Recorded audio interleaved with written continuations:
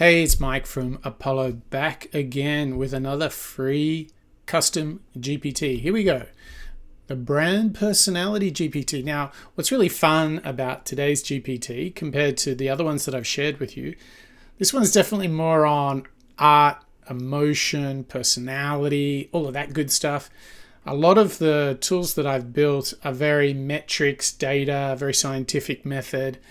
This is on the other side. It's really fun. And what we're going to do, as usual, our friends at Campfire are our test case. So they are an AI-first enterprise resource planning tool. So think finance, accounting, resource management within the enterprise. This is their gorgeous website.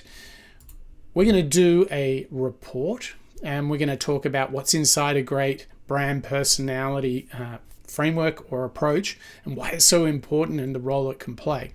So let's check out the research here. I searched for this just earlier today and I was blown away. Have a look at this.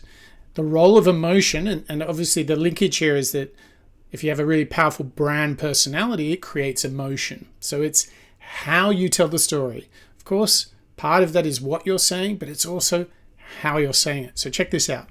Emotional connection is higher in business to business. A key study by Gartner found that B2B buyers who connect with a brand on an emotional, keyword, emotional level are 40 to 70% of all B2B customers, which is a higher rate than 10 to 50% often found in B2C. So check this out. We're used to all those big Super Bowl ads. We're used to those huge Nike ads to create brand and emotion and connection in the consumer space. Well, for all of that, it actually plays this role of emotion and brand personality, plays a bigger role in B2B. And this is obviously because your job is directly on the line when you're making this purchase. And lots of good things happen off the back of that. Higher preference, loyalty, lifetime value. A lot of good things happen from loyalty. So link in the description, link in the comments for this free brand personality tool that I've built. This will build your personality for you. So what are we going to do? Let's have a look at the report. This is what you can have. You've decided in the previous step, and in our previous video, you did messaging. This is like what you're going to say, and benefits and pains and gains and jobs to be done. This is now rooted in very much how you're going to say it. And so let's actually just get through some of the key points on this. This is like a really fabulous way to kind of go through it. Let's actually scroll through and have a look. So we've used Campfire. Campfire are often kind of selling to CFOs and alike. So what's the buyer reality? We're going to set like almost an emotional state as a baseline. In this case, finance teams they have like a monthly pressure. So everyone's like, what are the numbers? When are we getting them? And they're pulling that together across a lot of different tools, numbers, regions, aspects. So actually that's a monthly grind and that creates a lot of pressure.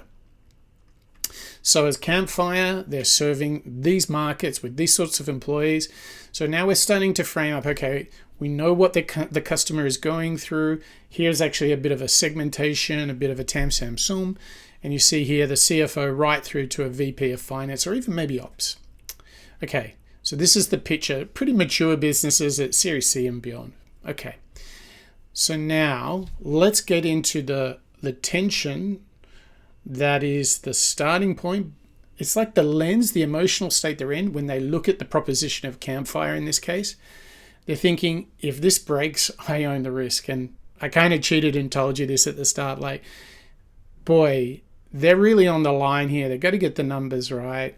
And this actually is quite a big blocker for Campfire. So they've got to do a lot of work to build trust. They've got to do a lot of work, and no matter what they say, how they say it is going to play a massive role in helping them succeed. So, of course, we've done a value proposition canvas. Of course, we've got some messaging bullets, but the key question is what archetype personality are we going to use? And I'm about to say this is the most important slides coming up right now. There are many different brand and messaging frameworks. There's jobs to be done, problem solution, before and after, ACRE. There's many different types. I've got two here that I really like, and they come from sort of a combination of story brand and the fascination advantage. But what you really care about are what is the personality type. And it's the architect as leading, very methodical, structured and predictive. And a secondary flavor here is the guardian. So this is reliable, protective, audit safe. So you notice here the sense of safety, the sense of structure, no crazy stuff happening here on this brand. That's important given the buyer's tension that we mentioned. So if you have a fragile, high level of accountability, high risk, high stake, the logic here is that the architect is really sending the message of there is a system, and the guardian is reducing audit and migration anxiety, because moving all that data around is really stressful. And I think this is really important when you define your archetype. So we're working with the architect and the guardian as sort of our primary way of telling the story. How do we do it? Precise, predictive, calm, system first, audit aware.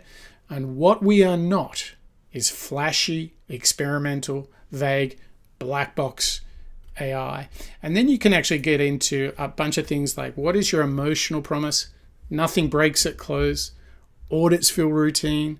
Growth doesn't add chaos. You can go on to bring that to life, creating a brand North Star, build the accounting foundation finance teams can scale on without sacrificing any accuracy, control, or trust.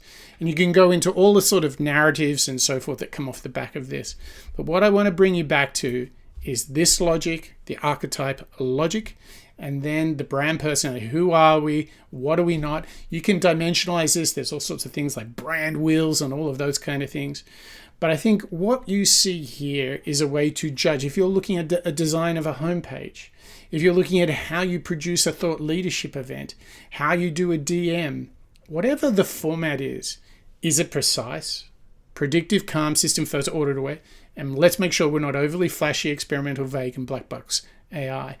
This is so helpful, not only because it helps you position the business well, but in execution, you can give this playbook to your team. You can actually go into this free GPT. You can make one of these reports, and you're able, with clarity, with focus, telling everybody exactly how you're going to turn up in all your marketing and communication. All right, that's it for this time. I'll see you next time.